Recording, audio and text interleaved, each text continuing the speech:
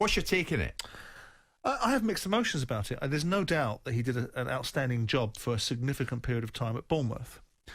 But Bournemouth and Celtic are very different clubs. Celtic, with a fan base and an expectation in a two-horse league, have different levels of anticipation and ambition and expectation of a manager.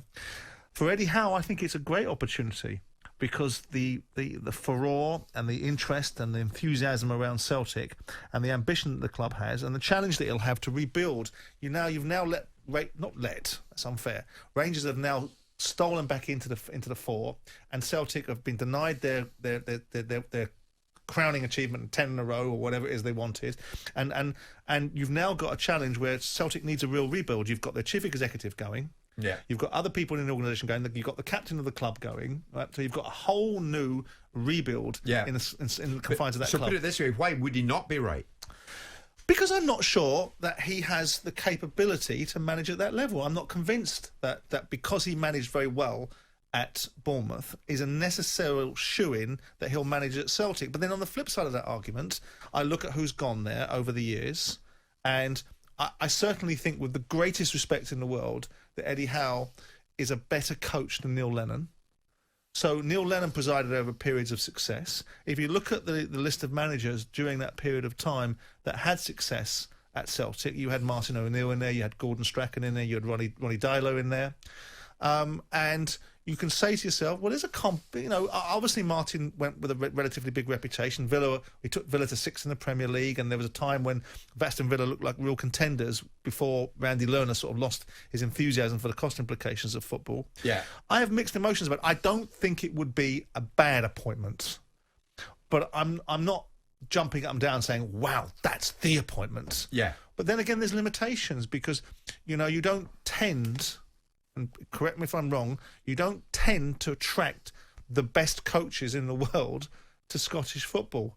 As it is now, you might have done once upon a time when Dick Advocaat was over there, and there was Wim Janssen. Well, Janssen maybe not so much, but certainly there've been some big names there. Not recently. Is my point. I'm saying that back in the day, yes, of course, when the Scottish League were really competing economically, and all the challenges that they were putting up there, with the Rangers sides and the Celtic sides that were regularly beating English opposition that were perceived to be better and doing well in Europe themselves. But that's not the same as in the last 10 years. It's expectancy. The expectation of the support, though, Simon, when he walks through the door at Celtic Park. I mean, this is what people down here don't get. Many of them do, because there are many Celtic fans all over the UK. No, I get the scale. Of course they are. But you walk through the front door of Celtic, you walk through the reception area, you get to the tunnel area, you walk out the tunnel, he'll have 60,411 at his home games. At Bournemouth, he was used to walking through down the tunnel. This is where Jimmy O'Hara was wrong about the old firm in Bournemouth. I walked down the tunnel, and 11,329 are in watching the game. And